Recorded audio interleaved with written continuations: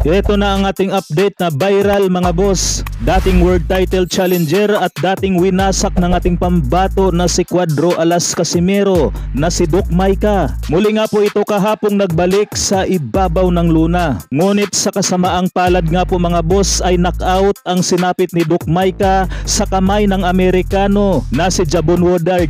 Ayon nga po sa balita mga boss ay diretso nga raw sa hospital si Doc Maika dahil nagkaroon umano ito ng brain injury. Bagamat sa isang pinagkakatiwalaang boxrec mga boss ay hindi pa lumilitaw ang kanilang laban na base naman sa nakalaban itong si Doc Maika na si Jabon Woodard. Meron nga po itong 12 wins, 10 KOs at may 2 talo lamang sa isang dikit na split decision. Matatandaan na may halos 4 na taon nga pong di lumalaban itong si Doc Maika dahil sa umano'y nagkatruma nga raw itong si Doc Maika sa sinapit sa mga kamay ni Cuadro Alas Casimero. Habang sinasabi naman ng ibang mga fans mga boss na dapat nga raw ang ginawa ng kampo ni Maika ay binigyan mo na ito ng madali-daling makakalaban dahil sa matagal-tagal nga po itong namamahinga. Kaso ang ginawa nga raw ng kampo ni Doc Maika mga boss ay pinasagupa ito kaagad sa isang American knockout artist. Kaya naman ay diretso sa hospital ang bagsak.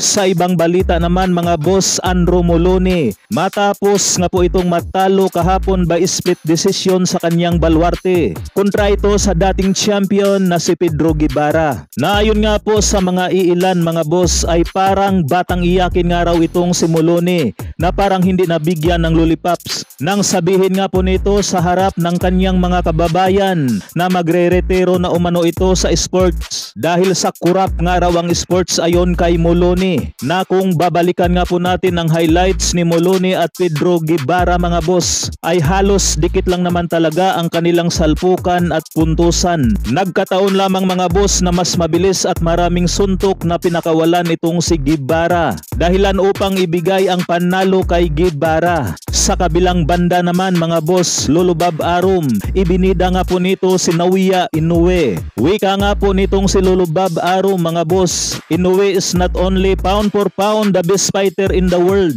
Itong si Naoya Inoue nga raw ang pinakamahusay na mandirigma na nakita ni Lulubab Arum. Habang birada naman ang ibang mga fans kay Lulubab Arum. Yan din daw ang kanyang sinabi noon kila Floyd Mayweather, Manny Pacquiao at Terence Crawford na ang ending nga po ng kanilang pagsasama ni Crawford mga boss ay nauwi sa demandahan. Yan lamang ang ating updates mga boss, hanggang dito na lamang. Maraming salamat po.